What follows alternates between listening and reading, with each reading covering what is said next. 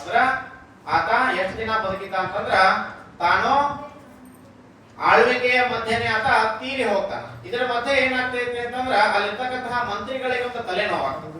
ಈಗ ರಾಜ ಮಹಾರಾಜರ ಸಂತತಿ ಯಾವುದೂ ಇಲ್ಲ, ಇನ್ನು ಮುಂದ ನಮ್ಮ ರಾಜ್ಯವನ್ನ ಯಾವ ರೀತಿ ನಡೆಸ್ಕೊಂಡು ಹೋಗ್ಬೇಕು ಅನ್ನುವಂತ ಒಂದು ತಲೆನೋವು ಅವರಿಗೆ ಬಂದ ಮೇಲೆ ಎಲ್ಲಾ ಮಂತ್ರಿ ಮಂಡಲ ಸೇರ್ಕೊಂಡು ಒಂದು ನಿರ್ಣಯವನ್ನ ಮಾಡ್ತಾರ. ಆ ಊರಿನಲ್ಲಿರ್ತಕ್ಕಂತಹ ಒಂದು ದೇವಸ್ಥಾನದ ಮುಂದೊಂದು ದೊಡ್ಡ ಗಂಟೆಯನ್ನ ಕಟ್ತಾರ. ಯಾರು ಬಂದು ಈ ಗಂಟೆಯನ್ನ ಬಾರಿಸ್ತಾರಲ್ಲ, ಆ ಗಂಟೆ ಬಾರಿಸಿದಂತವ್ರನ್ನ ನಾವು 1 ವರ್ಷಗಳ ಕಾಲ ಆ ರಾಜ್ಯದ ರಾಜನನ್ನಾಗಿ ಮಾಡ್ತೀವಿ ಅಂತ ಹೇಳಿ ನಿರ್ಣಯವನ್ನ ಮಾಡ್ತಾರ. ಕೊನೆಗೆ ಅದಕ್ಕೊಂದು ನಿಬಂಧನೆಯನ್ನು ಇಡ್ತಾರ. ಯಾರು ರಾಜರಾಗ್ತಾರಲ್ಲ 1 ವರ್ಷಗಳ ಕಾಲ ಮಾತ್ರ ಆ ವ್ಯಕ್ತಿ ರಾಜನಾಗ್ಲಿಕ್ಕೆ ಯೋಗ್ಯ. ಆತನ ರಾಜನಾಗ್ತಕ್ಕಂತಹ ಆಳ್ವಿಕೆ ಮುಗಿಯಿತು ಅಂತಂದ್ರ ಪಕ್ಕದಲ್ಲೇ ಇರ್ತಕ್ಕಂತಹ ನದಿ ಇರ್ತದಲ್ಲ, ಆ ನದಿ ದಾಟಿದ ತಕ್ಷಣ ಒಂದು ದೊಡ್ಡ ಕಾಡು ಇರ್ತದೆ. ಆ ಕಾಡಿನೊಳಗಡೆ ಹೋಗಿ ಅವನನ್ನ ಬಿಟ್ಟು ಬಂದ್ಬಿಡ್ಬೇಕು ಅನ್ನುವಂತ ಒಂದು ನಿರ್ಣಯವನ್ನ ಮಾಡ್ತಾರೆ. ಏನಾಯ್ತು, ಒಂದಷ್ಟು ಜನ ಆಸೆ ಬರುತ್ತಾರೆ ಇರ್ತಾರ. 1 ವರ್ಷ ನಾನು ರಾಜನಾಗಿ ಮಹಾರಾಜನಾಗಿ ಭೋಗ ವಿಲಾಸದೊಂದಿಗೆ ಬದುಕಬೇಕು ಅಂತ ಹೇಳಿ ಬರ್ತಾರ, ಗಂಟೆ ಹೊಡಿತಾರ. 1 ವರ್ಷ ರಾಜ ಆಗ್ತಾನ. ಆತನನ್ನ 1 ವರ್ಷದ ಅವಧಿ ಮುಗಿದ್ಮೇಲೆ ಆ ಒಂದು ನದಿಯೊಳಗಡೆ ದೋಣಿಯ ಮೇಲೆ ಕೂಡಿಸ್ಕೊಂಡು ಹೋಗಿ ಪಕ್ಕದಲ್ಲಿರುವಂತ ಕಾಡಿಗೆ ಬಿಟ್ಬಿಡ್ತಾರೆ. ಇದು ಒಂದು 3-4 ರಾಜ ಮಹಾರಾಜರು ಆಗಿ ಹೋಗ್ತಾರೆ. ನಂತರದಲ್ಲಿ ಏನಾಗ್ತೈತಿ ಅಂತಂದ್ರ ಅವ್ರಿಗೆಲ್ಲ ಗೊತ್ತಾಯ್ತಲ್ಲ, ನನ್ನ ರಾಜನ ಅವಧಿ ಮುಗಿತು ಅಂತಂದ್ರೆ ನನ್ನನ್ನ ಕಾಡಿಗೆ ತಗೊಂಡು ಹೋಗಿ ಬಿಟ್ಬಿಡ್ತಾರ. ಅಲ್ಲಿರ್ತಕ್ಕಂತಹ ಕ್ರೂರ ಮೃಗಗಳಿಗೆ ನಾನು ಆಹಾರ ಆಗ್ಬೇಕಾಗಂತ ಒಂದು ಅವಸ್ಥೆ ಬರ್ತೈತಿ.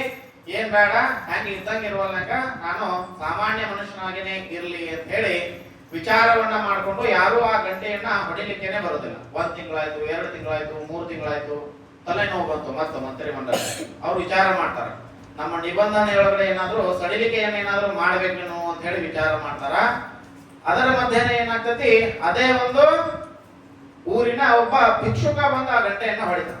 ಅನ್ಕೊಂಡ್ರಂತ ಯಾರೋ ಮಂತ್ರಿ ಮಂಡಲದವರು, ಯಾರೋ ಒಬ್ಬ ಆಸೆ ಹುಡುಗ ಬಂದ, ಮತ್ತ 1 ವರ್ಷ ನಮ್ಗೆ ತಲೆನೋವಿಲ್ಲ ಅಂತ ಹೇಳಿ ಹೊರಗಡೆ ಬರ್ತಾರ.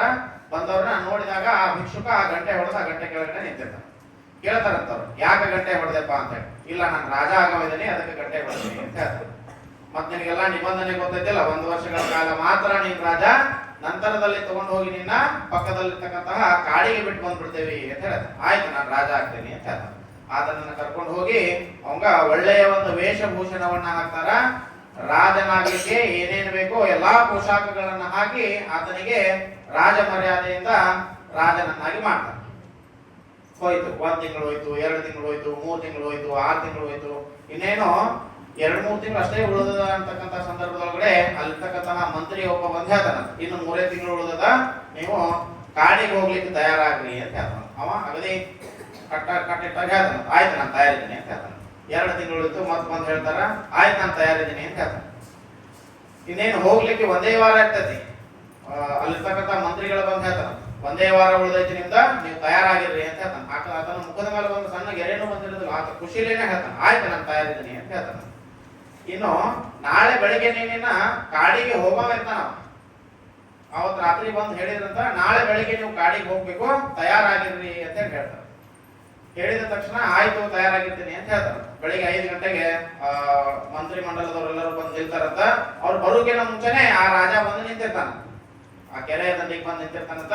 ಬಂದ ತಕ್ಷಣ ಆತನನ್ನ ದೋಣಿ ಒಳಗಡೆ ಹಾಕೊಂಡು ಪಕ್ಕದ ಕಾಡಿಗೆ ಕರ್ಕೊಂಡು ಹೋಗ್ಲಿಕ್ಕೆ ಅಂತ ಹೇಳಿ ನಾವಿಕನ ಸಹಿತವಾಗಿ ಎಲ್ಲರೂ ಹೊರಡ್ತಾರಂತ. ಅದರ ಮಧ್ಯೆ ಮಂತ್ರಿಗಳಿಗೆ ಅನಿಸ್ತದಂತ, ಆ ಒಬ್ಬ ಭಿಕ್ಷುಕ ಆಳ್ವಿಕೆ ಮಾಡಿದಂತಹ ರೀತಿಯನ್ನ ನೋಡಿ ಅವ್ರಿಗೆ ಅನಿಸ್ತದಂತ, ಇಡೀ ಜೀವನ ಪರ್ಯಂತ ಇವನೇ ರಾಜನಾಗಿದ್ರೆ ನಮ್ಗೆ ಒಳ್ಳೇದಾಗಿತ್ತಲ್ಲಪ್ಪ ಅಂತ ಹೇಳಿ ಅಂತಕ್ಕಂಥ ಒಂದು ಭಾವ ಅವರಲ್ಲಿ ಬರ್ತದೆ. ಅಂದ್ರ ಅಷ್ಟ ಒಳ್ಳೆಯ ಒಂದು ಆಳ್ವಿಕೆಯನ್ನ ಆ ಭಿಕ್ಷುಕ ಅವರಿಗೆ ಕೊಟ್ಟಿದ್ದಾರೆ. ಆದ್ರೆ ಏನ್ ಮಾಡ್ಲಿಕ್ಕೆ ಬರೋದಿಲ್ಲಲ್ಲ, ರೂಲ್ಸೇನೆ. ಹಿಂಗಾಗಿ ಆತನನ್ನ ಕರ್ಕೊಂಡ ಪಕ್ಕದಲ್ಲಿರ್ತಕ್ಕಂತಹ ಕಾಡಿಗೆ ಅಂತ ಹೇಳಿ ಕರ್ಕೊಂಡು ಹೋಗ್ತಾರಂತ. ಮುಂದ್ ಹೋದಂಗ ಸ್ವಲ್ಪ ಹೋಗ್ಕೂಡಲೇ ಅಲ್ಲಿ ಕಾಡನ ಇರುವುದಿಲ್ಲ.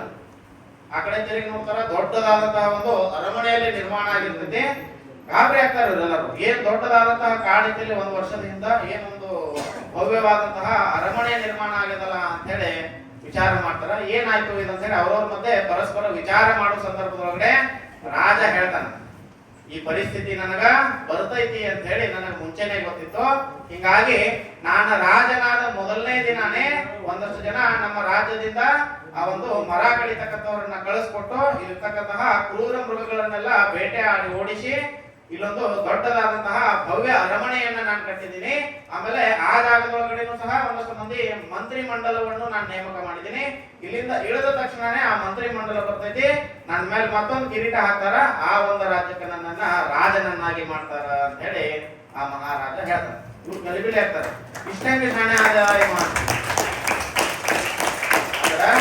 ಒಂದು ಸಲ ನಮ್ಮ ಜೀವನವನ್ನ ಏನಾದ್ರೂ ಆ ಭಿಕ್ಷುಕನಿಗೆ ಹೋಲಿಸ್ಕೊಂಡು ನೋಡಿದ್ರೆ ಹೆಂಗಿರ್ತೈತಿ? ಇವೆಲ್ಲ ವಿದ್ಯಾರ್ಥಿ ಜೀವನದೊಳಗಡೆ ಅದೇ ಬಾಲ ಸಂಸ್ಕಾರ ಕೇಂದ್ರದೊಳಗಡೆ ಸಂಸ್ಕಾರವನ್ನ ಕಲೀಲಿಕ್ಕೆ ಬಂದಂತಹ ವಿದ್ಯಾರ್ಥಿಗಳಿದ್ರಿ.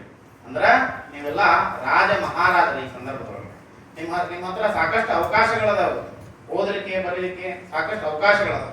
ಈ ಸಂದರ್ಭದೊಳಗಡೆ ನೀವು ಚೆನ್ನಾಗಿ ಓದಿದ್ರಿ ಅಂತಂದ್ರ ಮುಂದಿನ ದಿನಮಾನದೊಳಗಡೆ ಏನಾಗ್ತೈತಿ, ಆ ಕಾಡಿನೊಳಗಡೆ ಹೋಗಿ ನೀವು ಆಳ್ವಿಕೆ ಮಾಡ್ಲಿಕ್ಕೆ ಒಂದು ಅವಕಾಶ ಸಿಗ್ತದೆ. ಹೌದಲ್ಲ? ಇಲ್ಲ ಬಾಕಿದವ್ರ ಜೊತೆನೂ ನೀವು ಭೋಗ ವಿಲಾಸದೊಳಗಡೆ ಸಮಯ ಕಳೆದ್ರಿ ಅಂತಂದ್ರೆ ಏನಾಗ್ತದೆ, ಆ ಕ್ರೂರ ಮೃಗಗಳಿಗೆ ಆಹಾರ ಆಗ್ತದೆ. ಹೌದಲ್ಲ? ಆ ತರ ಆಗ್ಬಾರ್ದು. ನಮಗೆ ಸಿಕ್ಕಂತ ಅವಕಾಶ ಏನೈತಲ್ಲ ಆ ಅವಕಾಶವನ್ನ ಚೆನ್ನಾಗಿ ಬಳಸ್ಕೊಳ್ಬೇಕು. ಬೆಳಿಗ್ಗೆ ಬೇಗನೆ ಏಳ್ಬೇಕು, ಶಾಲೆಗೆ ಸರಿಯಾದ ಸಮಯಕ್ಕೆ ಹೋಗ್ಬೇಕು, ಯಾರು ಶಿಕ್ಷಕರು ಏನ್ ಕಲಿಸಿರ್ತಾರ ಅದನ್ನ ಚೆನ್ನಾಗಿ ಕಲಿಬೇಕು, ಕಲಿತು ಅದನ್ನ ಅರಗಿಸ್ಕೊಳ್ಬೇಕು. ಪರೀಕ್ಷೆ ಅಂತಕ್ಕಂತಹ ಒಂದು ಕಾಡು ಏನಿರ್ತದಲ್ಲ ಆ ಕಾಡಿನೊಳಗಡೆ ಇರ್ತಕ್ಕಂತಹ ಕ್ರೂರ ಮೃಗಗಳನ್ನೆಲ್ಲಾನು ಓಡಿಸಿ ಪರೀಕ್ಷೆಯೊಳಗಡೆ ಚೆನ್ನಾಗಿ ಪಾಸ್ ಆಗಿ ಮುಂದಿನ ದಿನಮಾನಗಳೊಳಗಡೆನೋ ಅಂದ್ರ ಏನ್ ಬಾಲ್ಯಾವಸ್ಥೆ ಐತಲ್ಲ ಇದು ಮುಗಿದ ನಂತರ ಒಂದು ತರುಣಾವಸ್ಥೆ ಅಂತೇಳಿ ಬರ್ತದೆ. ಆ ತರುಣಾವಸ್ಥೆಯೊಳಗಡೆನೋ ನೀವು ರಾಜ ಮಹಾರಾಜನಾಗಿ ಇರಬೇಕು ಅಂತಂದ್ರೆ ಏನ್ ಮಾಡ್ಬೇಕು, ಚೆನ್ನಾಗಿ ಓದ್ಬೇಕು. ಹೌದಲ್ಲ? ಜೈ ಶ್ರೀರಾಮ್, ಜೈ ಶ್ರೀರಾಮ್. ಬಂದಂತವ್ರೆಲ್ಲರೂ ಇದನ್ನ ಹೇಳಿದ್ರು. ಮೊದಲಿಗೆ ಕಲಿಬೇಕಾದಂತಹ ಸಂಸ್ಕಾರಣ ಏನು ಅಂತಂದ್ರೆ ಯಾರೇ ಜೈ ಶ್ರೀರಾಮ್ ಅಂತ ಹೇಳಿದ್ರಂದ್ರ ಉಚ್ಚ ಕಂಠದೊಳಗಡೆ ಜಯ ಜಯ ಶ್ರೀರಾಮ್ ಅಂತ ಹೇಳ್ಬೇಕು. ಪ್ರಯತ್ನ ಮಾಡೋಣ.